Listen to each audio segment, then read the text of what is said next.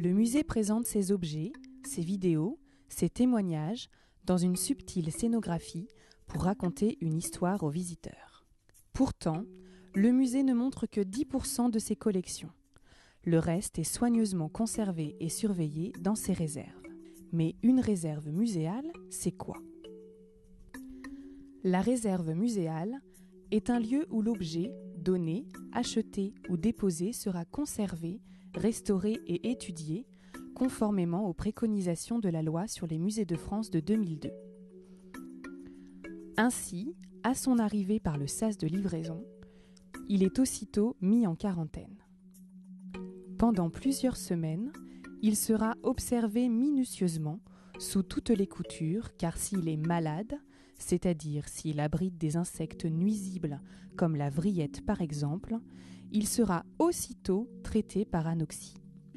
Dans cette salle, on va l'enfermer dans une bulle étanche et le priver d'oxygène. Et sous l'effet de la chaleur montée artificiellement, les adultes et les larves vont éclore et mourir d'asphyxie en quelques jours grâce aux absorbeurs d'oxygène.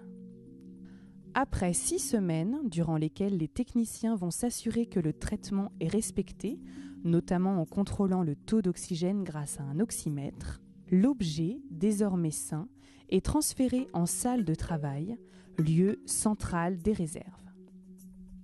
Après un fastidieux travail de dépoussiérage par micro-aspiration pour rendre l'objet présentable et propre, les techniciens vont le mesurer, le peser, le déchiffrer jusqu'à obtenir une quantité d'informations qui sera inscrite sur une fiche d'inventaire.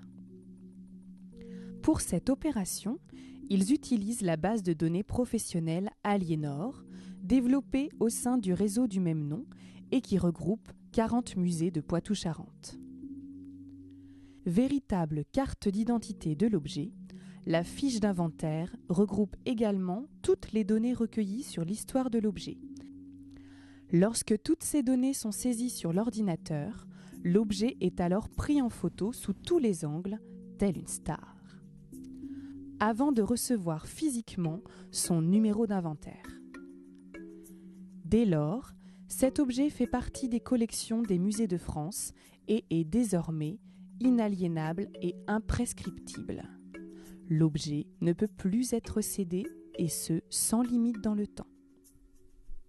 À la suite de cet examen minutieux et complet, l'objet, muni d'une puce RFID, est rangé dans son magasin à un endroit précis et repéré, noté sur la fiche d'inventaire, afin de pouvoir le retrouver très facilement par la suite, notamment lors du récolement, sorte de recensement de tous les objets de la collection, obligatoire tous les 10 ans.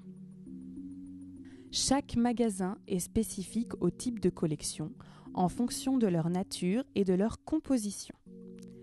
La R1 accueille le textile, la R2 les petits objets composites, la R3 les documents papier et les photographies, la R4 les beaux-arts, la R5 les objets volumineux et les dépôts extérieurs au musée.